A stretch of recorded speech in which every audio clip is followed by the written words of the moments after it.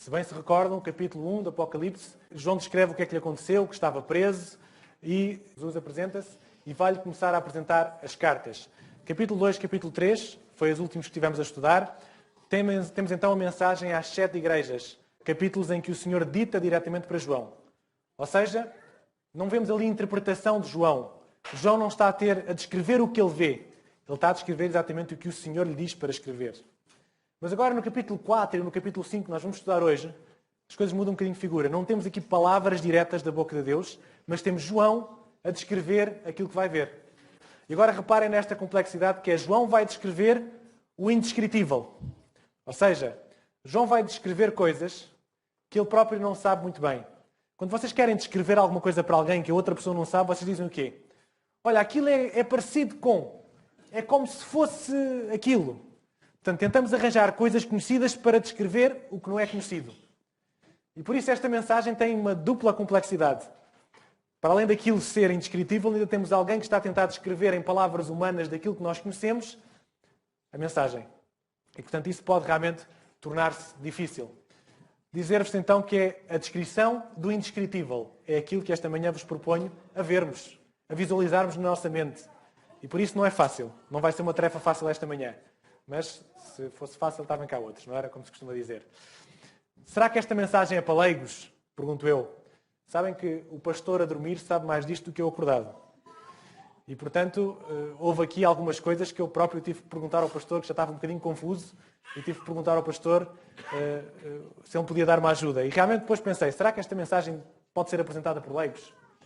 Deixem-me dizer-vos que eu não sou pastor, não sou teólogo, sou leigo, e eu apresento a mensagem de leigo para leigo, não é? De leigo para leigo, porque o Apocalipse diz que quem tem ouvidos ouça, e bem-aventurado é aquele que lê. Portanto, eu leio, eu ouço. Se temos uma promessa para os leigos, então os leigos também podem apresentar. Mas não sou pastor, não sou teólogo. Poderá haver alguns assuntos mais teológicos que queiram compreender, que queiram falar com o pastor, não é? Aqui vamos retirar o que é que importa do Apocalipse para a minha vida. É isso que o leigo faz através da Bíblia. Muito bem, vamos ler, vamos ouvir. Capítulo 4. Depois destas coisas olhei, e eis que estava uma porta aberta no céu. E a primeira voz, que como de trombeta ouvira falar comigo, disse: Sobe aqui, e mostrar-te-ei as coisas que depois destas devem acontecer. E logo fui arrebatado em espírito, e eis que um trono estava posto no céu, e um assentado sobre o trono. E o que estava assentado era, na aparência, semelhante à pedra jaspe e sardónica, e o arco celeste estava ao redor do trono, e parecia semelhante à esmeralda. E ao redor do trono havia 24 tronos, e vi assentados sobre os tronos 24 anciãos, vestidos de vestidos brancos, e tinham sobre as suas cabeças coroas de ouro. E do trono saíam relâmpagos, e trovões, e vozes. E diante do trono ardiam 7 lâmpadas de fogo, as quais são os 7 Espíritos de Deus. E havia diante do trono um como mar de vidro, semelhante ao cristal, e no meio do trono e ao redor do trono 4 animais cheios de olhos, por diante e por detrás. E o primeiro animal era semelhante a um leão, e o segundo animal semelhante a um bezerro, e tinha o terceiro animal o rosto como de homem, e o quarto animal era semelhante a uma águia voando. E os 4 animais tinham, cada um de per si, 6 asas, e ao redor e por dentro estavam cheios de olhos, e não descansavam nem de dia nem de noite, dizendo: Santo, Santo, Santo é o Senhor Deus, o Todo-Poderoso, que era, e que é, e que há de vir. E, quando os animais davam glória, e honra, e ações de graças ao que estava assentado sobre o trono, ao que vive para todo sempre, os 24 anciãos prostravam-se diante do que estava assentado sobre o trono, e adoravam o que vive para todo sempre, e lançavam as suas coroas diante do trono, dizendo: Digno és, Senhor, de receber glória, e honra, e poder, porque tu criastes todas as coisas, e por tua vontade são e foram criadas.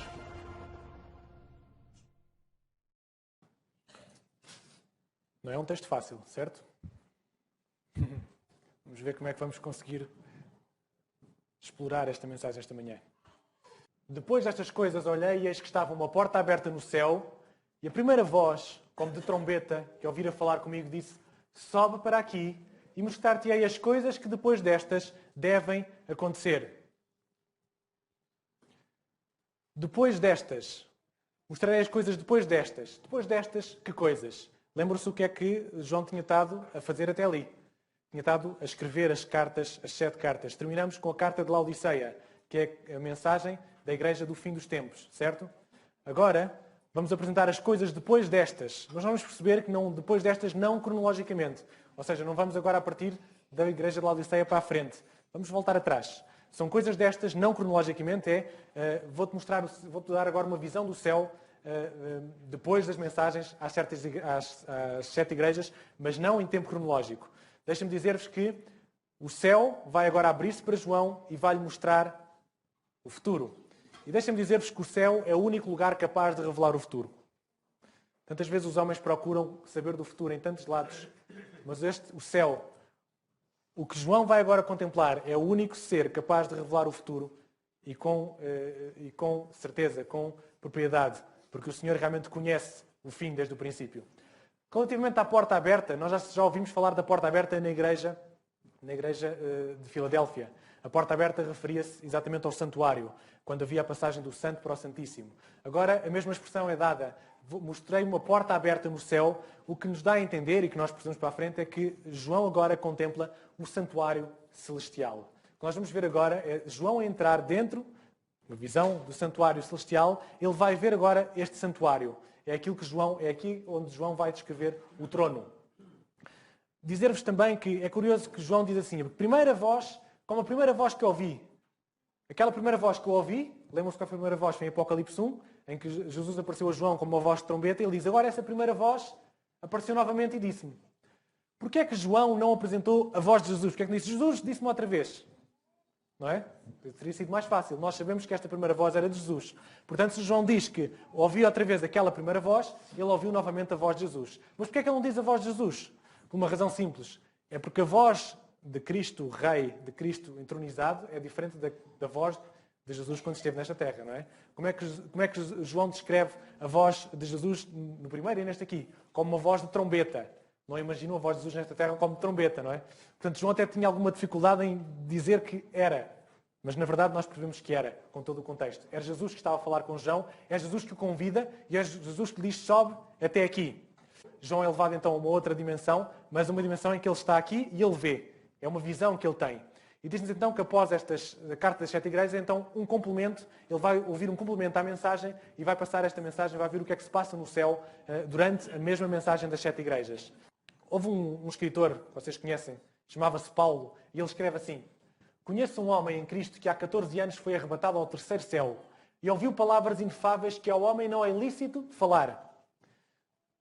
Paulo está a dizer, quando diz que conhece um homem, está a falar dele próprio, não quis dizer que foi o nome dele para não se gloriar, mas ele diz que foi até lá ao terceiro céu e ele teve o privilégio de ver coisas inefáveis, mas que nem é lícito falar. Felizmente para João foi lícito ele poder escrever e Jesus disse para ele escrever. Um privilégio de João, diferente do que teve o apóstolo Paulo, e um privilégio para nós podermos ler agora aquilo que João vai descrever. E logo fui arrebatado no Espírito, e eis que um trono estava posto no céu e um assentado sobre o trono. Achei-me em espírito, portanto, já em Apocalipse 1, capítulo 10, João usa a mesma expressão, achei-me em espírito no dia do Senhor. Portanto, ele não foi levado, não foi trasladado. O que aconteceu foi que de onde ele estava foi-lhe mostrado. Foi-lhe mostrada a visão de Jesus e a seguir é-lhe mostrado uma porta. Ele diz: sobe para esta porta, num sentido figurado, imagino eu. Portanto, que ele agora vais visualizar nesta porta que está aqui no céu, vais visualizar o que ele tem para te mostrar. E aparece então um trono. O que é que João vê em primeiro lugar quando chega ao céu, dentro do santuário? Um trono. Trono é uma palavra que aparece na Bíblia 62 vezes no Novo Testamento, 47 em Apocalipse. Portanto, vejam, das 62 vezes no Novo Testamento, 47 apresentam-se em livro de Apocalipse e só no capítulo 4 aparece 14 vezes. Realmente o trono é algo que nós devemos nos focar esta manhã quando estamos a pensar na imagem que João está a tentar transmitir. E ele diz que viu num trono um sentado nele. Um que ele não consegue descrever muito bem, vamos ver como é que ele o descreve. Como é que ele descreve, vamos perceber quem é essa pessoa.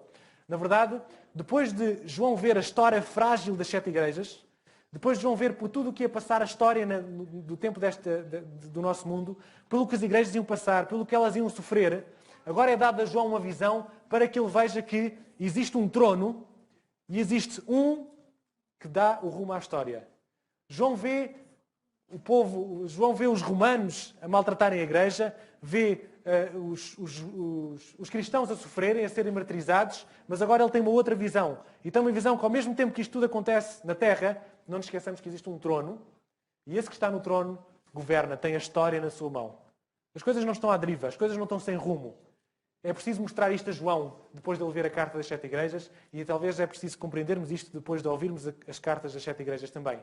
Existe um no trono e que tem realmente a história na sua mão. Dizer-vos que ver o trono do céu muda a perspectiva como nós vemos a terra. Esta manhã a proposta é, quando nós contemplarmos esta visão de João, a nossa visão da terra deve mudar alguma coisa. Porque se não mudar, se calhar não fizemos a viagem correta. Se calhar será como aquelas crianças que vão visitar, vão fazer uma viagem com alguma distância e que passam a viagem toda a dormir. Não é? Quando acordam, chegam lá, não viram nada. Portanto, se nós, nesta manhã, chegarmos ao fim e não olharmos para a terra de outra maneira, é porque fizemos a viagem a dormir e não contemplamos aquilo que João está a descrever para nós contemplarmos. Por isso, mantenham os vossos olhos bem abertos e a vossa mente bem desperta para aquilo que vamos falar esta manhã. E o que estava assentado era, na aparência, semelhante à pedra de jaspe e de sardónia. Agora começamos a complicar. É que João agora não vai conseguir descrever, ele vai dar uma semelhança. Recordam-se que eu vos disse, quando nós não conseguimos descrever uma coisa que não conhecemos, ou queremos descrever uma coisa para outra pessoa que ela não conhece, vamos dar, olha, isto parece isto. E João vai começar a fazer isto. Parece que é semelhante a uma pedra. E digam uma coisa, alguém é semelhante a uma pedra? Não estou a imaginar alguém semelhante a uma pedra, não é? Portanto, há de ser uma característica da pedra que João está a tentar descrever. Portanto, João, pecador, não consegue ver Deus. Quem está lá sentado pode salientar que é Deus o Pai que está sentado naquele trono. E João não o pode ver. Porquê? Porque os pecadores não podem ver Deus, não é? Como nós sabemos. Seriam fulminados diretamente. Portanto, ele não vê. O que ele vê é a glória. É a glória que ele descreve como algo brilhante, como uma pedra preciosa, como o brilho de uma pedra preciosa. É isto que ele vai descrever. Reparem, jaspe é uma pedra transparente como cristal. É um antigo nome grego para diamante. Portanto, aquilo que João está a tentar descrever é um brilho ofuscante que ele vê daquela face que ali está. Eu nunca vi nenhum diamante verdadeiro, ou pelo menos nunca vi à minha frente como deve ser, mas imagino que quem viu talvez compreenda melhor isto que João está a dizer. Aquela cara era como um brilho de um diamante que nos ofusca. Maravilhoso. Não é? E depois ele vai dizer ainda, e como a sardónia. Sardónia é uma pedra vermelha, portanto ele está a falar de uma luz brilhante avermelhada. Ele viu branco e ele viu vermelho. Talvez da roupa que Deus Pai estava a apresentar ali, havia uns brilhos vermelhos também que saíam daquele que estava sentado no trono. Aquele que ele não consegue ver a face, porque é o Deus Pai, aquele que ele descreve na sua glória. Descreve como pedra de jaspe. Quem lá estava é como se fosse uma pedra de jaspe, porque descreve o seu brilho. Okay? E o arco celeste estava ao redor do trono e parecia semelhante a esmeralda. Mais semelhantes a. Já estão a começar a construir o quadro? Construam o quadro na vossa mente, para que realmente isto que a viagem seja boa, seja profícua. Arco celeste. João vê um arco celeste. E semelhante a esmeralda. A esmeralda, sabemos que a cor é verde. Portanto, João vê um arco-íris e vê um arco-íris com uma aparência de verde. Lembram-se quando é que o arco-íris apareceu a primeira vez? Na altura de Noé, não foi? Na altura de Noé. E o arco-íris apareceu como promessa de não destruirei a terra com água. Reparem, nunca tinham visto chover. Choveu que derramou tudo e a terra foi destruída por água. Agora que ia começar a chover novamente, o que é que os homens aconteciam quando vissem as primeiras gotas? Isto vai começar tudo outra vez, não é? Mas realmente o Senhor dá aqui a promessa que não iria destruir novamente o mundo com água. E portanto esta foi a primeira vez. O arco-íris é um símbolo de promessa, uma promessa de misericórdia para o homem. Deus omnipotente estabelece aliança com os homens. Está ali uma aliança, Deus e eu. E portanto, quando nós olhamos para o trono de Deus e quando olhamos para este arco celeste que lá está, de cor esmeralda, a primeira coisa que nos devemos lembrar é que estamos perante o Deus que estabelece alianças com o homem. Perante o Deus do arco-íris, o Deus que estabeleceu uma aliança de misericórdia para com o homem. É este Deus que lá está sentado no trono, não é o outro. É o mesmo que estabeleceu a aliança com Moisés. E repare o que é que Ellen White diz sobre o arco. Assim como o arco da nuvem é formado pela união da luz solar e das gotas de chuva, o arco circundando o trono representa o poder combinado da misericórdia e da justiça. Da misericórdia do Senhor e da justiça. Portanto, há uma combinação de misericórdia e de justiça no trono de Deus, no arco que ali está. Há justiça e há misericórdia. Se Deus fosse só misericórdia, iríamos dizer que ele era injusto, porque não tratava como os homens merecem. Mas ele é também justiça. E por isso ele consegue aliar a misericórdia e a justiça de uma forma perfeita. Não é? Como nós vemos, e por isso foi preciso tudo aquilo que aconteceu a Jesus nesta terra para aliar a misericórdia e a justiça de uma forma perfeita. E ao redor do trono havia 24 anciãos. E via sentados sobre os tronos 24 anciãos vestidos de vestes brancas. E tinham sobre as suas cabeças coroas de ouro. Deixem-me dizer-vos que este é talvez um dos grandes enigmas do Apocalipse. Quem são os 24 anciãos que vamos falar agora? Vou-vos dar, Ellen White dá umas pinceladas sobre isto e que nós percebemos a entender nas últimas páginas do livro de Já Todas as Nações, quando Ellen White está a descrever o momento em que Jesus chega aos céus, ela faz algumas descrições. E então ela diz isto. Quando Jesus chega aos céus, ali está o trono e ao seu redor o arco-íris da promessa. Ali estão os querubins e os serafins, os comandantes das hostes celestes e os filhos de Deus, os representantes dos mundos não caídos. Acham-se congregados o conselho celestial perante o qual Lúcifer acusara a Deus e ao seu filho, os representantes daqueles reinos imaculados sobre os quais Satanás pensara estabelecer o seu domínio, todos ali estão, perante os anjos celestes e os representantes dos mundos não caídos. Ao lermos isto, aquilo que nos dá a entender que Ellen White está a referir-se é que os 24 anciãos serão representantes de mundos não caídos. É o que dá a entender nisto que Ellen White está a descrever. Tenho que vos trazer uma outra hipótese, que é muito conhecida, que é ventilada no meio adventista, que muitos pastores a usam, e trago-a por isso. Embora a primeira hipótese parece-me mais válida, e já vos explico porquê. Mas há uma hipótese que é muito apresentada e trago-vos, e esta manhã tem que ter o vosso espírito crítico a funcionar, porque talvez não seja bem isto o importante, mas vamos falar nisto à mesma. Mas, portanto, estes 24 anciãos, primeira hipótese, parecem ser os representantes do mundo não caído, aqueles mesmos que Satanás foi e acusou Jó. Lembram-se daquele primeiro concílio que estudámos em Jó? Parece que é este concílio que lá está reunido, estes 24 anciãos. Mas existe uma outra hipótese que é apresentada no meio adventista que eu vos trago também, apenas para que saibam que ela existe, mas depois possam tomar a vossa decisão. Aqueles que ressuscitaram com Cristo. Ou seja, recordam-se quando Jesus morreu, as tumbas abriram, e quando Jesus ressuscitou, os santos ressuscitaram com ele. Lembram-se disso que está escrito na Bíblia. Houve alguns santos que ressuscitaram com ele, que vieram até Jerusalém, testemunharam de Jesus, e quando Jesus ascendeu aos céus, estes santos ascenderam com ele. Até aqui tudo bem.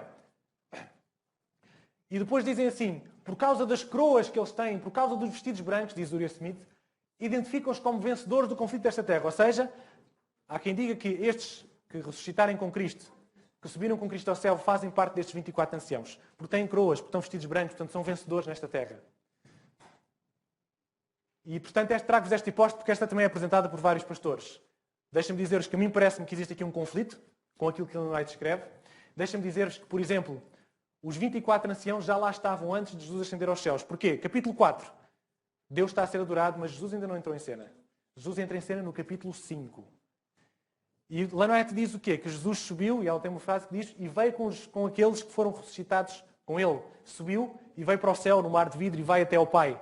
Não é? Mas nós estamos no capítulo 4, ou seja, os 24 anciãos já lá estavam, mas Jesus e aqueles que foram ressuscitados com ele ainda não chegaram lá. Portanto, há aqui algum conflito. Parece-me que serão então representantes do mundo. Claro que para nós, humanos, ficava muito mais bonito se fossem vencedores que já lá tivessem, não é? Parece-nos que é assim uma mensagem mais acolhedora no coração. Mas há algum conflito aqui nesta mensagem? Parece-me que seja mais a primeira. Função dos 24 anciãos. Em primeiro lugar, será 24 simbólico ou literal? Não sabemos. Há quem aponte, 24 são os 12 patriarcas com os 12 apóstolos. Ou 24 são o número de turnos dos sacerdotes quando estavam em Israel. Não sabemos se é literal ou se é simbólico. João diz-nos 24 anciãos. O que nos parece certo é que eles são assistentes do Senhor, eles são conhecedores dos propósitos de Deus, eles são testemunhas do grande conflito e são testemunhas do juízo. Isso parece-nos certo. Portanto, eles estão lá exatamente como assistentes do Senhor. Nós sabemos que o sacerdote, quando estava cá no santuário, ele também tinha assistentes. Portanto, podia ser um bocadinho este simbolismo, estes 24 anciãos serem esses assistentes lá em cima no céu. E do trono saíam relâmpagos e trovões e vozes. Lembram-se quando é que aconteceu isto? Relâmpagos, trovões e vozes? No Sinai. E todo o povo viu trovões, relâmpagos e sonido de buzina e do monte fumegava. Portanto, parece-nos muito semelhante àquilo que está a acontecer lá em cima no céu, aquilo que aconteceu na altura do Sinai, em que o Senhor transmitiu a mensagem, transmitiu os 10 mandamentos. Temos uma manifestação da presença de Deus no Sinai, parece-nos agora a mesma manifestação da presença lá em cima no céu. E esta no Sinai, foi a entrega das condições da aliança. Agora estamos a ver o Deus da aliança. Portanto, faz todo o sentido o contexto de ser parecido. Estamos a falar praticamente da mesma coisa. E diante do trono ardiam 7 lâmpadas de fogo, as quais são os 7 Espíritos de Deus. Ok? Temos uma lâmpada de 7 fogos, faz-nos lembrar o quê? O candelabro do santuário, não é? Então lá, 7 lâmpadas com 7 fogos que são o Espírito de Deus. Nós sabemos que os 7 Espíritos são o Espírito de Deus. Quando falamos número 7 em Apocalipse, na Bíblia, sabemos que estamos a falar da perfeição. Portanto, aqui estamos a falar 7, perfeição da atuação do Espírito. Estamos a falar do Espírito Santo ali representado no candelabro. Vais dizer assim, mas para o Espírito Santo é tão pobrezinha a representação de um candelabro. Eu já vou mostrar como é que são representados os serafins, como é que o próprio Jesus é representado, como é que todo este contexto é representado, e vocês já não vão achar que é pobrezinho, mas é uma representação, um simbolismo adequado. Dizer-vos que, por outro lado, estamos a ver o candelabro, estamos no lugar santo. Ou seja, em Apocalipse 4, nós não estamos perante o lugar santíssimo, estamos perante o lugar santo. Isto é importante também, porque também no nosso meio, capítulo 4 e capítulo 5 do Apocalipse, é visto muitas vezes como o julgamento. Mas não é isso que acontece aqui. Não estamos no julgamento. Este texto, embora seja parecido com Daniel 7, que fala do julgamento, nós aqui estamos perante a entronização de Jesus e não do julgamento. E nós estamos no lugar santo. O julgamento é feito no lugar santíssimo. Era assim que acontecia nas festas cá embaixo do santuário do tabernáculo da terra. Só quando o sacerdote entrava no Santíssimo, era o dia da expiação, era o dia do julgamento. Portanto, aqui não estamos no lugar santíssimo, estamos no lugar santo, no lugar onde está o candelabro. E havia diante do trono como que um mar de vidro semelhante ao cristal. Mar de vidro. Esta seria outra coisa que nós teríamos que averiguar o que é, não é? Eu trago-vos, para não inventar muito, eu trago-vos a expressão, aquilo que Ellen White descreve do mar de vidro. E vi como que um mar de vidro misturado com fogo. E os que tinham vencido a besta e a sua imagem estavam em pé, junto ao mar de vidro, e tinham harpas de Deus. Uma descrição. Esta é do Apocalipse. Agora a descrição de Ellen White. Todos nós entramos juntos na nuvem. Isto é quando Ellen White faz a sua visão ao céu. Quando ela descreve a sua visão ao céu, ela descreve o mar de vidro. Veja o que ela diz. Todos nós entramos na nuvem e estivemos 7 dias ascendendo para o mar de vidro, aonde Jesus trouxe as coroas e com as suas próprias destas as colocou na nossa cabeça. Deu-nos harpas de ouro e palmas de vitória. Ali, sobre o mar de vidro, os 144.000 ficaram em quadrado perfeito. Havia anjos de todos os lados, em redor de nós, quando caminhávamos sobre o mar de vidro, rumo à porta da cidade. Há um mar de vidro que parece que vai rumo à porta da cidade, e João vê desde o trono de Deus esse mar de vidro. Esse mar de vidro exatamente surge do trono de Deus. Não sabemos bem que tipo de mar é este. Não é um mar revolto, não é um mar com ondas, é um mar calmo, não é que se o vidro está duro. Talvez seja a glória que sai do trono de Deus, que se estende pelo caminho, que abre as portas de Jerusalém e que vai até aquele sítio onde estão e onde eles estão a caminhar até lá chegar. É algo, talvez, que descreve um pouco a glória, aquilo que está descrito neste mar de vidro. Há alguns simbolismos também do mar de vidro. Vamos ficar, como eu vos disse, por aqui, não me vou estender mais sobre isto. E, no meio do trono e ao redor do trono, 4 animais cheios de olhos por dentro e por trás. Vamos começar a complicar. Mantenham os vossos ouvidos abertos e a vossa mente a funcionar. Os 4 seres viventes. O primeiro animal era semelhante a um leão. O segundo animal semelhante a um bezerro. E tinha o terceiro animal o rosto como de homem. E o quarto animal era semelhante a uma águia voando. E os 4 animais tinham cada um de per si 6 asas. E ao redor e por dentro estavam cheios de olhos. E não descansavam nem de dia nem de noite, dizendo: Santo, Santo, Santo é o Senhor Deus, o Todo-Poderoso, que era e que há de vir. Estão a imaginar? Imaginámos o trono, imaginámos o brilho do trono, vimos o arco celeste em verde esmeralda e agora temos 4 seres viventes. Deixa-me dizer-vos que em versões antigas temos os 4 animais, versões mais recentes temos os seres viventes e o mais correto é serem seres viventes e vou mostrar-vos porquê. Temos 4 seres viventes ao redor do trono, com expressões estranhas, que nós esta manhã temos que tentar, naquilo que for possível entender um pouco mais. Em primeiro lugar, não acham estranha esta aparência, não é? Deus ter criado alguém com aquelas 4 aparências. Eles não eram um leão. Era alguém com aparência de leão. Este ser tinha uma aparência de leão, tinha uma aparência de um bezerro, tinha a aparência de uma cara humana, tinha a aparência de uma águia voando. Mas são animais estranhos, digamos assim. E deixem-me dizer-vos que muitas vezes, por causa destas figuras estranhas, muitas vezes as pessoas acham que Apocalipse é tudo ficção. Não há nada real ali. Mas esta manhã gostava que vocês entendessem que quando nós temos uma imagem que João descreve, é para descrever um símbolo, é para dar uma característica daquilo que ele está a ver. E vão perceber porquê. Posso-vos adiantar já. Jesus aparece como um cordeiro que foi morto. Estão a imaginar Jesus, cordeiro que foi morto? É assim que João descreve. E viu um cordeiro. Ele está a ver um cordeiro que foi morto. Mas esse cordeiro pega no livro que está na mão de Deus. Então, mas o cordeiro tem mãos? Não sei se estou a confundir mais ou não. Mas o que eu vos quero dizer é, estes símbolos são para nós entendermos características. É isso que está a ser mostrado a João. Vamos perceber melhor isso para a frente. Vamos avançar? Estamos ali perante a guarda real, aqueles que estão ali, os 4, são a guarda real, são os comandantes das hostes celestiais. Vocês se recordam do texto de Ellen White, ela descreve que viu o trono e que viu os comandantes das hostes celestiais. Talvez sejam estes 4 que lá estejam. Há aqui um pormenor que nos vai ajudar a ligar e a entender isto. Eles tinham 6 asas. Isto faz lembrar o quê? 6 asas? Ok. Já falamos então mais à frente. Sabem que Isaías teve a mesma visão. E a visão de Isaías foi: e vi também o Senhor sentado sobre um alto e sublime trono, e a sua cauda do seu manto enchia o templo. Serafins estavam por cima dele. Serafins. Cada um tinha 6 asas, com 2 cobriam os seus rostos, e com 2 cobriam os seus pés, e com 2 voavam. E clamavam uns aos outros, dizendo: Santo, Santo, Santo é o Senhor dos Exércitos, toda a terra está cheia da sua glória. Parece semelhante isto com o Apocalipse ou não? Parece-me que Isaías está a descrever os mesmos seres. Está a dizer que eles diziam Santo, Santo, Santo, não é? E chamam-os como serafins, que tinham 6 asas. Muito bem, os anjos têm 2 asas. Os querubins têm 4 asas. Os serafins têm 6 asas. Portanto, parece-nos que estes seres que João está a descrever com estas faces, estamos a falar de serafins. Uma classe de anjos especial, uma classe de anjos com 6 asas, com características talvez com funções de coordenação dos próprios anjos. Os 4 seres viventes, a hipótese é serem serafins. Novamente, quando Ellen White descreveu Jesus a chegar aos céus, ela diz que viu o trono, viu o arco celeste, viu serafins e querubins. Viu anjos com 6 asas, anjos com 4 asas. E viu todos os representantes do mundo celeste. Portanto, recordam-se daquele primeiro texto, que é uma ajuda para decifrarmos isto. Portanto, estes 4 seres viventes com aparência estranha, estamos a falar de 4 serafins. Agora, porquê a aparência de? Em primeiro lugar, cheios de olhos. Cheios de olhos quer dizer que eles conseguem ver tudo em todas as direções. Mas atenção à diferença. Não têm 7 olhos. Se tivessem 7 olhos, estamos a ver de uma visão perfeita. E visão perfeita só Deus tem. Omnisciência. O Deus que sabe tudo, só Deus sabe. Estes estão cheios de olhos porque eles estão perto do trono e eles veem tudo. Veem o que se passa com Deus, conseguem descortinar o que se passa com Deus e o que se passa com tudo à volta. A primeira característica deles, estão cheios de olhos, é eles conseguem ver tudo. Não com a omnisciência de Deus, nem com a capacidade que Deus tem, a omnipresença. Mas eles conseguem ver tudo o que lhes é permitido como seres celestes.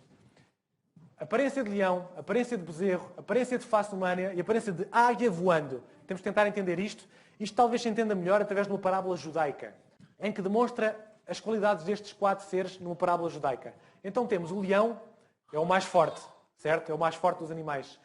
Tem coragem, tem audácia, é o rei dos animais. O bezerro é um animal doméstico, é o mais submisso, o mais paciente, é o mais serviçal de todos os animais, é o bezerro.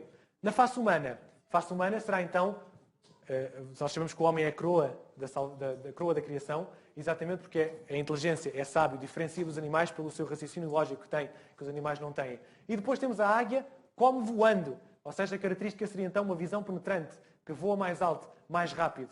Ou seja, se pensarmos nestas características dos serafins, então o que está aqui a ser dito é que temos aqui serafins que são fortes, que são prontos a servir, que são sábios e que são rápidos em fazer aquilo que Deus pede. Portanto, estamos a olhar aqui para características. Ou seja, se João visse só serafins, para ele seriam serafins.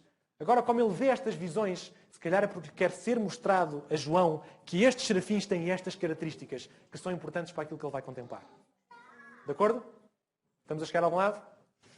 Por outro lado, temos uma representação da natureza criada, tomando parte da adoração e da vontade divina. Por um lado, temos as características dos serafins, por outro lado, temos ali como que toda a criação a dar glórias ao Senhor, representados por aqueles 4 serafins. Faz sentido? Neste momento, a criação aqui geme. A criação geme, como diz o versículo. Lá em cima, a criação adora. Adora o Senhor. Vamos avançar. Tenho que vos trazer uma curiosidade também. Não percam de vista o primeiro ponto, que acho que é o mais importante, mas há uma curiosidade aqui também. E é interessante vermos isto. Sabem que aqui temos o tabernáculo? e temos as tribos divididas. E as tribos estavam divididas de determinada forma que lhes foi pedido. Uma perguntinha para quem está desperto a estas coisas. A entrada do tabernáculo é aqui, certo? É por aqui, entra-se no tabernáculo e vai-se até ali. Quer dizer que Judá está em que lado do tabernáculo? Norte, sul, leste ou oeste? Este. Porquê? Lembram-se, quando entravam no tabernáculo, eles tinham que entrar de costas para o sol. O sol nasce a este, certo? Portanto, e estavam de costas para o sol porquê? Para dizer que não adoram o Deus Sol, adoram o Deus verdadeiro. E, portanto, se estamos no lado oeste, então temos este lado aqui será o lado oeste do tabernáculo. E a este do tabernáculo nós tínhamos 3 tribos. Isacar, Judá e Zebulon. Sobre a bandeira de Judá havia 4 tribos que eram tribos principais que governavam mais as outras 2. Temos Judá. Se passarmos agora para norte, temos Asser, Dan e Naftali. Se avançarmos para oeste, temos Benjamim, Efraim e Manassés. E avançando agora para sul, temos Gad, Ruben e Simeão. Estas 4 tribos são então as tribos principais. E sabem qual é o estandarte? Isto é uma tradição judaica, é extra-bíblica, não está na Bíblia. Mas sabem qual é o estandarte destas 4 tribos? Judá, o leão de Judá. Dan, a águia. Efraim, o bezerro. E Ruben, face de um homem. Portanto, parece que o que nós estamos a ver lá em cima no céu agora é isto. É o tabernáculo de Deus. À volta do trono de Deus estão estes 4 animais com estas 4 aparências. Não descansavam. Leram o texto? Não descansavam de dia e de noite. Eles louvavam a Deus. Isso não é cansativo? Nós vimos aqui louvar ao sábado e já somos tão cansativos. Eles louvavam ininterruptamente. Uma feliz falta de descanso.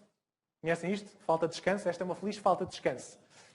Uma repetição, será que tem sentido ou não? A melhor expressão que eu li para poder entender isto foi aquilo que Urias Smith escreveu. Ele escreve assim: temos de aprender uma proveitosa lição destes santos entes celestes. Eles nunca se cansam de repetir sem cessar: Santo, Santo, Santo é o Senhor Deus, o Todo-Poderoso. Não deixam que estas palavras envelheçam para eles, porque em seu coração arde sempre o sentimento de sua santidade, bondade e amor.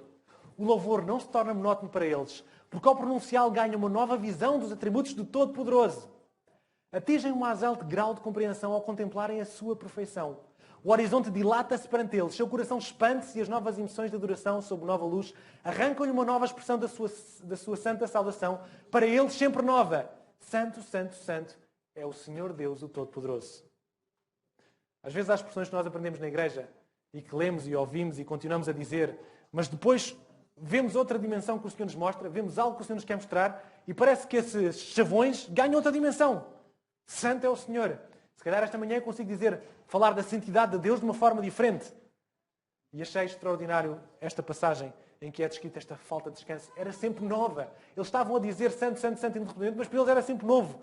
Cada vez que eles o diziam, cada vez que contemplavam, eles se maravilhavam. Temos tanto a aprender, irmãos. Louvavam continuamente. Serafins junto do trono. São estes 4 seres. Veem tudo, conhecem todos os mistérios revelados a Deus. Eles ficam extasiados. Eles louvam ininterruptamente ao Senhor. Nós e o louvor. É importante fazer esta aproximação. Será que falar de Deus para nós é enfadonho? Os serafins louvam ininterruptamente. E nós? Falarmos de Deus é enfadonho para nós? Deixem-me dizer-vos uma coisa. Quem não gosta de louvar a Deus na terra, não terá o que fazer no céu. Já não gostamos de louvar a Deus, já não gostamos de adorar a Deus aqui, não haverá o que fazer no céu. Deixem-me dizer-vos que, quanto mais próximos nós estamos de Deus, mais desejaremos louvar a Deus. E este é o ponto principal. Ou seja, os serafins que estão lá bem próximos do trono, eles não conseguem fazer outra coisa senão louvar a Deus. Se não ver as maravilhas de Deus, eles têm que louvar, eles têm que agradecer, eles têm que sair da boca deles palavras de louvor para Deus. Quanto mais longe nós estamos de Deus, menos nos apetece louvar a Deus. Quanto mais afastados nós estamos de Deus, menos nos importa falar de Deus. Portanto, do trono até cá abaixo, até às nossas vidas, até a nossa aproximação ao nosso longura de Deus, está a diferença entre o querer louvar ininterruptamente, o querer passar a vida a louvar a Deus, ou achar que é enfadonho louvar. Entendem? Santo, Santo, Santo. Este é o primeiro de 20 cânticos que existem em Apocalipse. E agora vem a pergunta. Porquê uma repetição 3 vezes? Santo, Santo, Santo. Não bastava uma vez? 2 vezes, agora 3. Há 2 respostas para isso. Quer-se dar ênfase à santidade? Está correto, está certo. Pode-se querer dar ênfase à santidade. mas há também uma outra expressão, que é estamos a louvar e enaltecer três entidades diferentes, mas iguais em título. Deus Pai, Deus Filho, Deus Espírito Santo. Será um louvor a esta a Trindade. Todo-Poderoso. Este é o motivo. Repararam? Santo, Santo é o Deus Todo-Poderoso. Este é o motivo de adoração, deste primeiro canto de adoração que nós vamos ver. O motivo é a adoração. O motivo de louvor é a omnipotência divina. É porque Deus pode tudo. É o motivo de louvor. A omnipotência aparece na Bíblia 60 vezes. É uma característica única de Deus. Mais ninguém é omnipotente. Só Deus. Portanto, estamos a louvar uma característica de Deus que só Ele tem, que é ser omnipotente. Nenhum exército humano pode igualar-se. O exército romano, que era forte, que destruiu tanto a igreja, que massacrou tanto a igreja, que fez tantos mártires. Este exército não é omnipotente. O onipotente está lá em cima no trono. O onipotente é este Deus. Este pode tudo. Este é o único onipotente. E este é o primeiro motivo de adoração. Lá que nós estamos a ver a onipotência de Deus. Reparem, Santo, Santo, Santo. Falam do Deus omnipotente e diz e que era, que é aquele que há de vir. Ou seja, nesta expressão de adoração lá em cima no céu, já estão a fazer referência àquele que era, aquele que é e aquele que há de vir. Não é o será que lá está escrito, é aquele que há de vir. Portanto, o mais correto era aquele que era, é e será, mas o que lá está escrito é aquele que era, que é e que há de vir. Para exatamente dar ênfase à segunda vinda de Jesus, que é aquilo que está a acontecer lá em cima no céu. Eles estão a dar ênfase a esta segunda vinda. Vamos continuar. E quando os animais davam glória e honra e ações de graças ao que estava assentado sobre o trono, ao que vive para todo o sempre, os 24 anciãos prostravam-se diante do que estava assentado sobre o trono e adoravam o que vive para todo o sempre. E lançavam as suas coroas diante do trono, dizendo... Vamos avançar aqui. Estamos perante uma mensagem de liturgia no céu. Conseguem perceber isso, não é? Estamos num momento de adoração no céu. A liturgia vai crescendo. Temos primeiro os serafins e agora temos os 24 anciãos. E eles pegam nas suas coroas e as coroas servem para dar glória. Recordam-se do que é que o texto que lemos a seguir? Os neurónios não desligaram ainda, pois não? Isto começa a ser maçudo, eu sei que começa a ser muita informação, mas espero que não tenham desligado o neurónio. O neurónio a seguir, se vocês forem lá buscar a informação, diz que eles louvavam a Deus, eles atiravam as coroas para os pés de Deus, não era? Para os pés de Jesus e dizia santo. As suas coroas servem para a glória de Cristo, não de si próprios. Entregam-nas como que dizendo, são tuas e por tua graça que nós as temos. Porquê é que os 24 anciãos tiram as coroas e entregam a Jesus? Eles sabem é que essa coroa é devida a Deus. E, portanto, é por isso que eles as entregam. A coroa é um motivo de adoração a Deus, não é um motivo de adoração a si próprios. E vamos continuar. Os 24 anciãos atiram as suas coroas e dizem, digno és, Senhor, de receber a glória, honra, poder, porque tu criaste todas as coisas e por tua vontade são e foram criadas. Reparem, Deus foi louvado pela sua omnipotência, agora é louvado por ser Criador. Mais motivos de adoração. O segundo cântico é, então, digno, 4 serafins, 24 anciãos, ele é digno de glória, de honra e de poder. E é digno porquê? Porque é Criador. Ele não é que diz, o dever de adorar a Deus se baseia no facto de Ele é o Criador e que a Ele todos os outros seres devem existência. Podemos louvar a Deus porque Ele é onipotente. Podemos louvar a Deus porque Ele é Criador. Porque Ele é digno. E temos mais um motivo. Ainda queria dizer-vos uma coisa. Leram aí uma parte que dizia porque Ele é Criador e todas as coisas foram criadas segundo a sua vontade? Esta é uma mensagem bonita também que podíamos ficar aqui o resto do dia a falar. Porque nós não fomos um projeto falhado. Às vezes olhamos para este mundo e achamos isto foi um projeto falhado de Deus. Não. Foram criados por sua vontade, diz-nos o texto que os anciãos acabaram de louvar. Porque és Criador e criaste o mundo pela tua vontade, porque quiseste. Por amor o fizeste. E nós achamos que às vezes que somos um fruto do acaso. É estranho. O segundo motivo é... Podes avançar? A eternidade e a segunda vinda. Vive para todo o sempre e há de vir. Viram porque é que Deus é adorado lá em cima no céu? Porque é onipotente, porque é Criador, porque há de vir, porque vive, porque criou. Estes são os motivos de adoração no céu que vimos até agora. Vamos ao teste rápido de Apocalipse. Pensavas que tinha acabado os testes? Acabava com as igrejas? Não, vamos continuar com os testes. Agora vamos ver se os neurónios funcionaram ou não, ok? Muito bem, qual foi o convite que João recebeu? Sobe. Vem ver, quero-te mostrar o que é que vai acontecer. Então a resposta será, foi convidado a ter o privilégio de contemplar um momento de liturgia no Santuário Celestial. Esta é a primeira coisa a reter do capítulo 4, ou uma das coisas. Quem viu perto do trono e o que estavam a fazer? Quem é que estava perto do trono? Viu 4 serafins. E o que é que eles faziam? Adoravam a Deus. 4 serafins, 24 anciãos que vivem em adoração. Próxima pergunta. Quem estava a ser adorado e porquê? Deus, porquê? Deus Pai, Santo, Onipotente, Criador, digno, eterno, que virá. Terminamos o capítulo 4. Fique na nossa cabeça a visão que João teve. Fique na nossa cabeça este momento de adoração ao Deus Pai. O capítulo 5 será em continuidade do capítulo 4.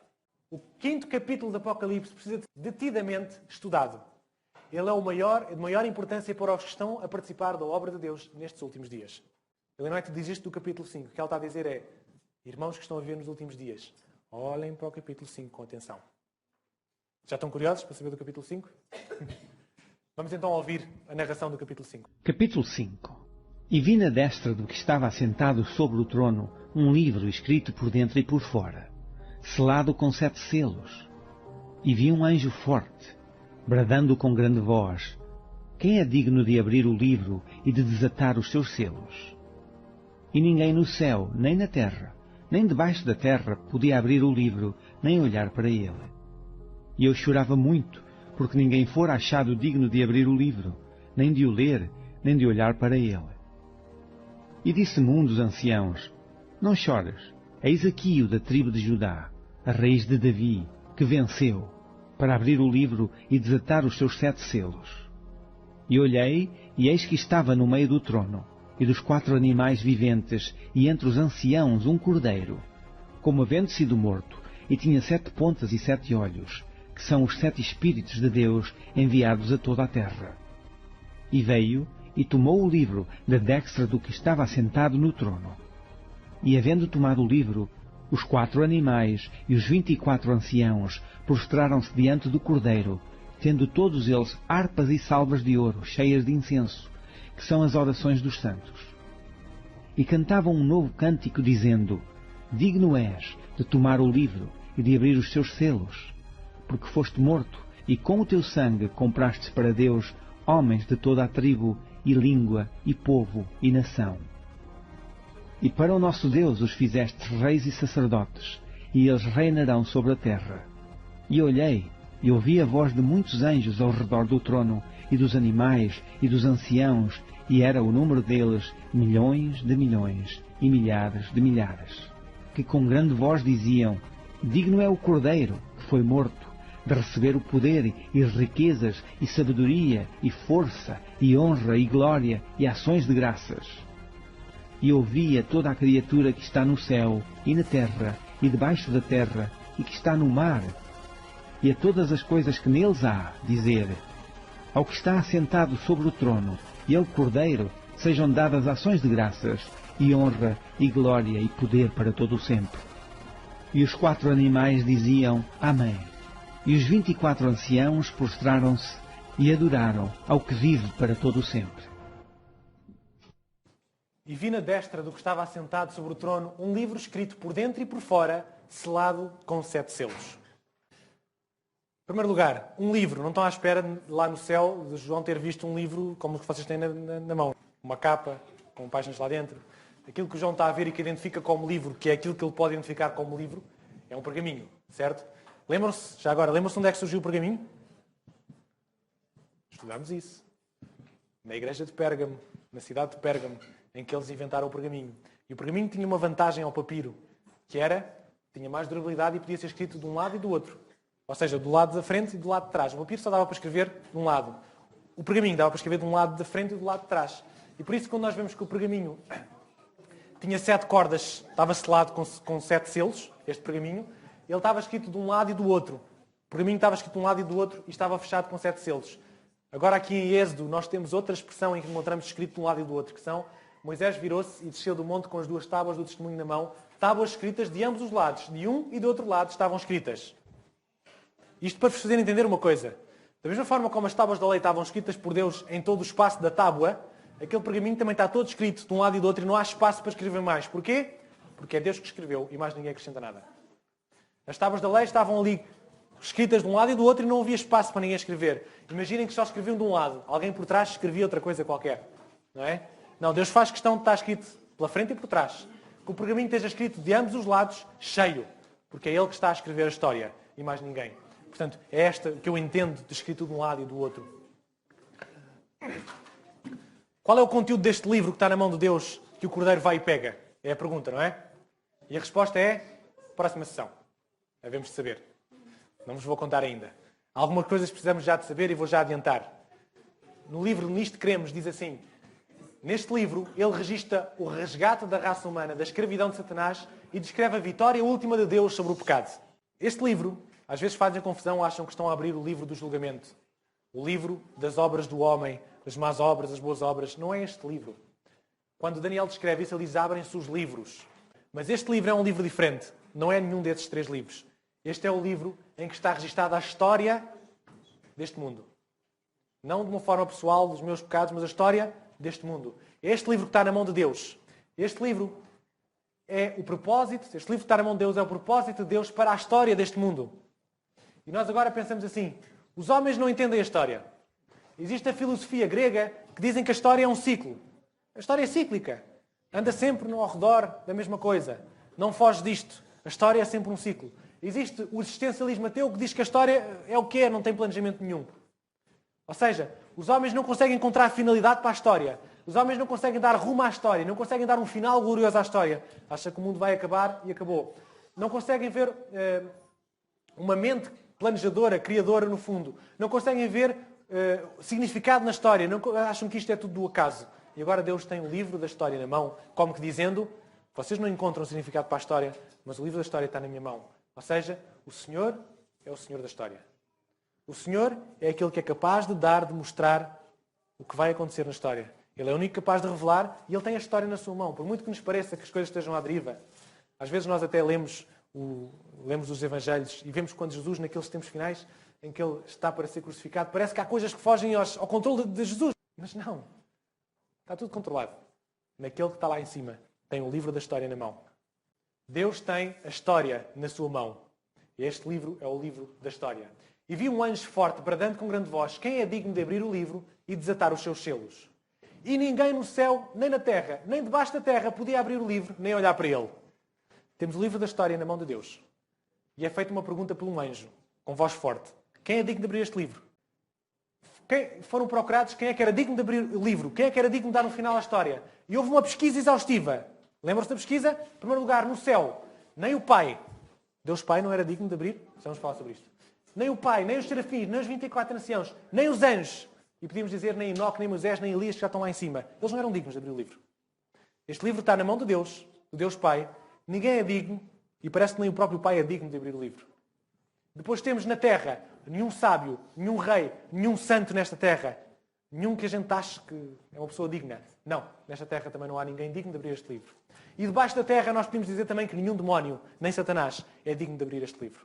Ninguém foi achado, foi procurado e não se achou ninguém digno de abrir o livro. Porquê? Porque ninguém é digno de abrir o livro. E o que é que acontece? Ninguém pode segurar a história e conduzi-la até ao final. É uma das interpretações que podemos dar a isto. Ninguém é digno de abrir este livro da história. Ninguém é digno de dar o fim a esta história. Nem o Pai. E isto faz confusão. Mas porquê que o Pai não podia abrir o livro? Deus Pai está com o livro na mão e está a dizer... E o anjo pergunta quem é digno de abrir. Então, mas Deus não pode abrir? Não. Deus também não é digno de abrir este livro. Porquê é que Ele não é digno? Porque Ele foi o primeiro a ser acusado. Lembram-se? Deus Pai foi o primeiro a ser acusado perante as hostes dos anjos. Acusado de não ser um Deus justo. Portanto, se Ele é acusado, Ele não pode ser advogado da sua própria defesa. O Deus Pai está num processo de julgamento. Ele também está a ser julgado. Lembram-se daquele versículo? E também o Pai ninguém julga, mas deu ao seu Filho o juízo e deu-lhe o poder de exercer o juízo. Ou seja, o Pai também não podia abrir este livro. E vemos o que é que ele não descreve. O plano da redenção tinha um propósito ainda mais vasto e profundo que a salvação do homem. Reivindicar o caráter de Deus perante o universo. Estão a contemplar a cena? Estão a imaginar este Deus Pai com o livro na mão e a procurar um digno para resolver este assunto? Ele próprio era acusado e ele não podia abrir o livro? E eu chorava muito, porque ninguém fora achado digno de abrir o livro, nem de o ler, nem de olhar para ele. João começa a chorar. Ninguém pode abrir o livro e João chora. E chora porquê? Porquê é que João chora? Há ali um compasso de espera, ninguém aparece e João começa a chorar. Em primeiro lugar, João chora copiosamente porque ninguém era digno de abrir o livro, nem sequer de olhar para o livro. Até fugiam de olhar para o livro. Portanto, ninguém poderia terminar a história, ninguém podia... E João vê frustrada a sua jornada ao céu. Então Deus convida para ele vir ao céu, assistir às coisas que vão acontecer e chega lá e ninguém é digno de abrir aquele livro. Será que todo o seu esforço foi em vão?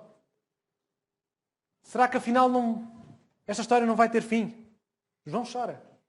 Meus queridos, deixem-me perguntar-vos, será que nós também não choraríamos? Se nós olhássemos para este mundo, o que é que vocês veem neste mundo? Há coisas boas, certamente. Há algumas coisas boas, mas nós vivemos em tanta insegurança. É terrorismo, é fome, é calamidades, é pestes, é doenças. E se não houvesse fim para esta história? Se esta história não tivesse fim, se continuasse sempre assim, será que nós também não iríamos chorar como João? João está lá em cima e vê que não há fim para a história. Eu também choraria se estivesse lá em cima e não houvesse fim para esta história. Se não houvesse fim para este sofrimento aqui nesta terra. Se olharmos para a história sem uma esperança no final, iríamos chorar como João chora, sem dúvida. E disse-me um dos anciãos, não chores. Eis aqui o leão da tribo de Judá, a raiz de Davi, que venceu para abrir o livro e desatar os seus 7 selos. Afinal, existe um que é digno. Afinal, apareceu alguém que é digno de abrir o livro. O leão de Judá. Quem é o leão de Judá? Jesus. Jesus é o leão de Judá. Raiz de Davi é mais profundo do que ser descendente de Davi. Nós sabemos que nos Evangelhos eles tentam mostrar como Jesus é descendente de Davi, porque a salvação vinha da casa de Davi. Mas ser raiz é mais do que ser descendente. É ser a origem de Davi. A raiz é onde está, onde a planta nasce e cresce. Tem que ser da raiz. Então é apresentado como raiz, ou seja, o próprio que deu a autoridade, que sustenta o trono de Davi. Quem fez a ordenação é exatamente Jesus. Jesus é este leão de Judá, a raiz de Davi. E porquê é que ele é digno? Porque venceu na cruz. É a diferença dele para todos os outros seres no universo.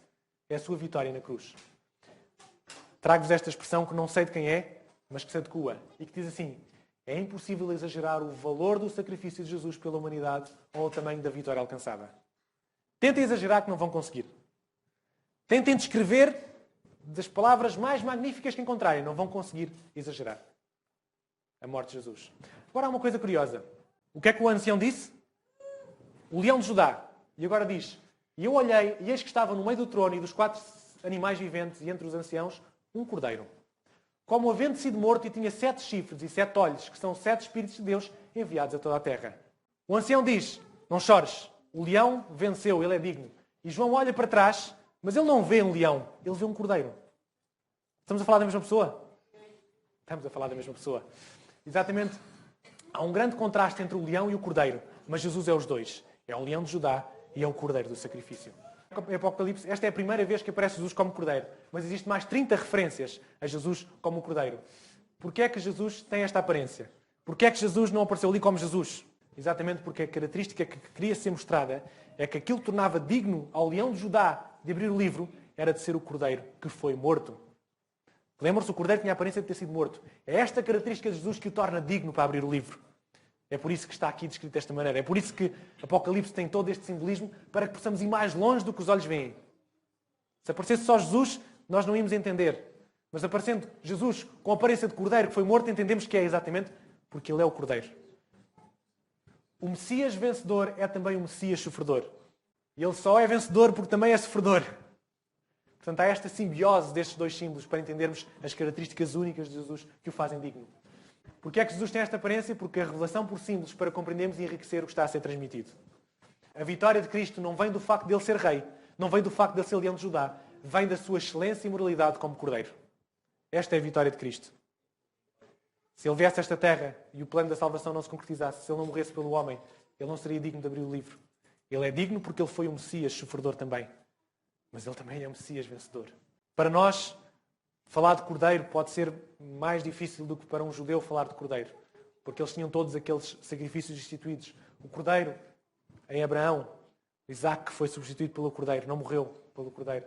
Depois temos ali a saída do povo do Egito, em que foi morto o cordeiro e o seu sangue era derramado na ombreira da porta para que eles fossem salvos. Depois temos todo o contexto dos sacrifícios em que o cordeiro vinha para morrer simbolicamente pelo homem.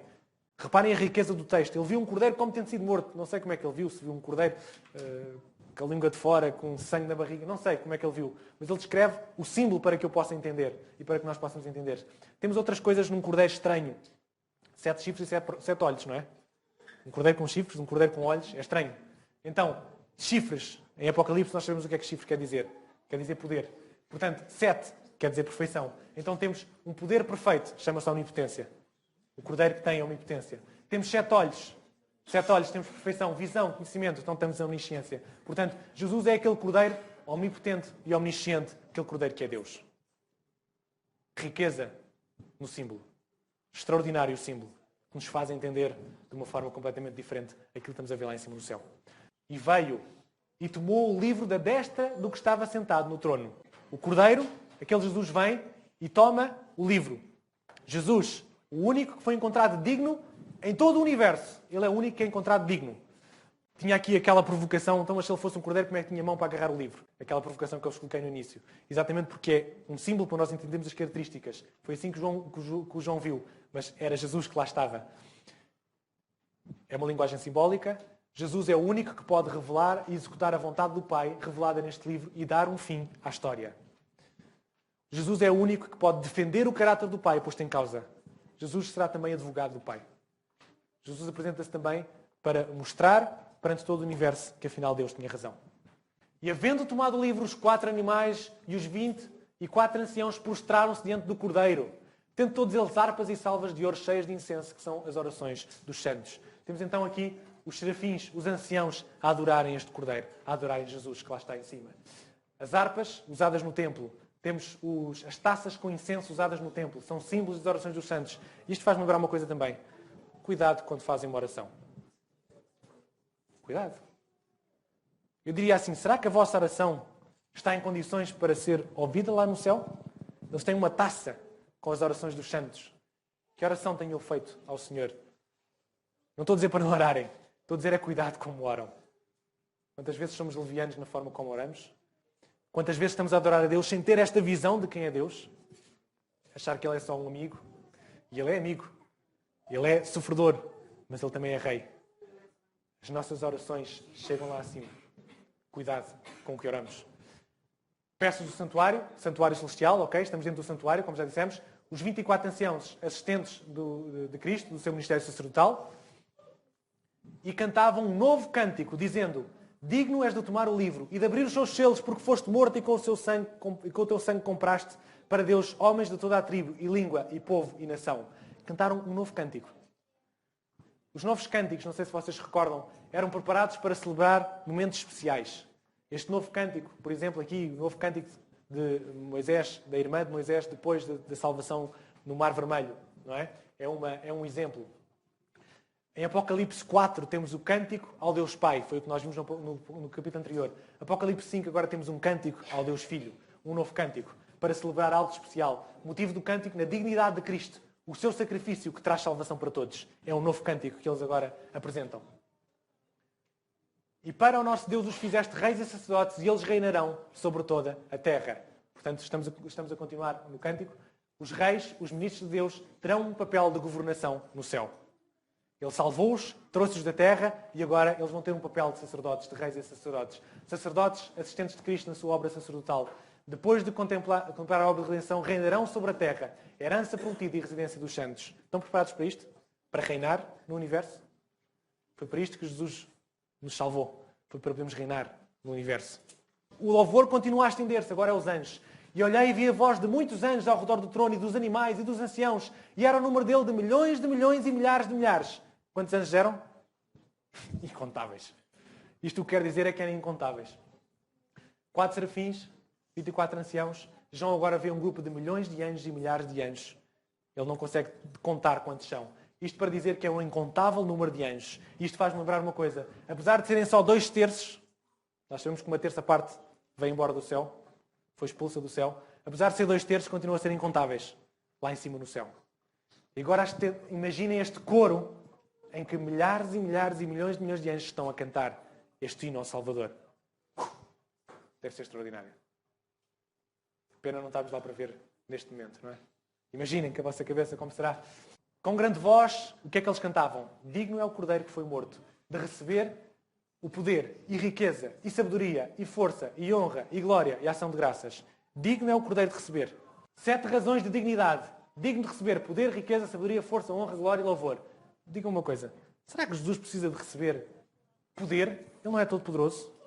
Será que Jesus precisa de receber riqueza? Ele não é dono de tudo. Será que Jesus não precisa de receber sabedoria? Falta alguma sabedoria a Jesus? Será que Deus não é digno, já não tem toda a força, não é Ele onipotente? Não é Ele honrado? Não é Ele glória? Não refugia a glória dEle? Será que não é digno, Ele não é digno de todo louvor? Porquê é que este cântico, digno de receber? Será que Ele não é isto tudo? Por uma razão muito especial. E a razão especial é esta. Ele não precisa, eu é que preciso. Ou seja, eu é que preciso de lhe dar todo o poder. O poder que eu tenho na minha vida, o poder que eu tenho no meu trabalho, o poder que eu tenho na minha casa. Ele é digno desse poder. Eu honro com o meu poder. A riqueza, Ele é digno que eu dedique a minha riqueza. Ele é digno que eu dedique a minha sabedoria, a minha capacidade de fazer coisas, que eu dedique essa capacidade a Ele. Ele é digno da força, de aplicar a minha energia seja aplicada para Ele, de honrá-lo através do que eu faço, da glória, de resplandecer na minha vida a glória de Deus. Ele é digno do louvor, é digno que eu o exalte, que eu o adore, que eu lhe preste culto. Ou seja, este cordeiro que lá está em cima é digno de tudo isto, que eu traga tudo isto na minha vida para Ele. É o que isto quer dizer. E ouvi toda a criatura que está no céu e na terra, e debaixo da terra, e que está no mar, e a todas as coisas que há a dizer. Não sei se estão a perceber. 4 serafins, 24 anciãos, milhares e milhares de anjos. E agora temos o quê? Toda a criatura, todo o universo, a dizer o quê? Ao que está assentado sobre o trono e ao cordeiro sejam dadas ações de graças, honra, glória e poder para todo sempre. Agora um canto universal. E deixem-me dizer-vos uma coisa. Depois dos serafins, depois de toda a terra, muitas vezes este capítulo, como vos dizia, é mal interpretado. Capítulo 4 e 5 do Apocalipse. Acham que estamos a falar de julgamento, mas não estamos. Estamos a falar da entronização de Cristo no céu. E o que é isto? Estamos perante uma cena de... Viram algum juízo ali? Estamos perante uma cena de adoração, não uma cena de juízo. Estamos perante uma cerimónia de entrega do livro, não de abertura dos livros. O livro não está a ser aberto. Estamos no lugar santo, não no lugar santíssimo, onde acontece o julgamento. Estamos no lugar santo do santuário ainda. E Apocalipse, em paralelo com as cerimónias. Este era um tema que nos levava em mais algum tempo. Tentar apenas em poucos segundos dizer-vos isto. Apocalipse segue a sequência das festas judaicas. A primeira festa judaica, qual era? A Páscoa. Foi a primeira celebração quando saíram do Egito. Esta foi a primeira celebração, Páscoa. E temos a libertação, então, do Cordeiro, pelo Cordeiro. Depois a seguir tínhamos os penzasmos. E os penzasmos era a pureza de Cristo. E a seguir tínhamos a festa das primícias, que era quando Jesus ressuscitava. Portanto, Jesus foi a primícia da ressurreição. E a seguir à festa das primícias tínhamos a festa do Pentecostes, em que temos então aquele momento em que a Igreja recebeu o Espírito Santo de uma forma extraordinária. Ou seja, não era possível nós... Apocalipse serve as sequências das 7, depois para a frente vamos ter a festa das trombetas, para a frente vamos ter as trombetas, depois vamos ter o dia do julgamento, o Yom Kippur, aquele momento em que havia o julgamento no povo de Israel, e depois temos o milénio, na festa dos tabernáculos, quando o povo saía de Israel e ia para os tabernáculos, símbolo do milénio, símbolo do momento em que vamos sair da nossa casa, da nossa terra. Então, Apocalipse ainda só está, neste momento até aqui, ainda só vimos 3 festas. São a Páscoa, penzasmos e primícias. E agora estamos perante o Pentecostes. Portanto, pelas cerimónias, pela sequência das cerimónias, em Apocalipse ainda não chegamos ao julgamento. Estamos ainda na altura da entronização de Cristo. Todos ali estão para dar as boas-vindas ao Redentor, estão ansiosos por celebrar-lhe o triunfo e glorificar seu Rei. Aquilo que nós estamos a ver, meus irmãos, em Apocalipse 4 e 5, foi quando Jesus subiu aos céus. E é quando Jesus é recebido pelo Pai. Quando Ele é recebido perante todo o universo, eu digo, digno és de... Não estamos perante o julgamento, estamos perante a entronização de Cristo. Dizer-vos que tudo na vida de Cristo aconteceu no momento certo. Tudo aconteceu no momento certo. E aquilo que acontece na terra, acontece no céu. 69, está ligado ao que acontece no céu. Às 69 semanas deu-se início do ministério. Jesus teve meia semana, 3 anos e meio de ministério. Morreu na Páscoa, no mês, no ano, no dia perdido. Após a ressurreição teve 40 dias na terra e ascendeu aos céus e entronizou então na altura do Pentecostes. E na altura do Pentecostes o que aconteceu na terra? Aconteceu isto que nós sabemos. Deus ressuscitou este Jesus, do qual todos nós somos testemunhas, de sorte que, exaltado pela destra de Deus e tendo recebido o Pai, a promessa do Espírito Santo, derramou isto que vós agora vedes e ouvis. Atos responde à nossa pergunta. Ou seja, aquilo que nós estamos a ver agora em Apocalipse 4 e 5 é o momento de entronização de Cristo no céu. E quando Cristo entrou no céu, temos o momento de Pentecostes na terra. Estão localizados na altura em que isto aconteceu?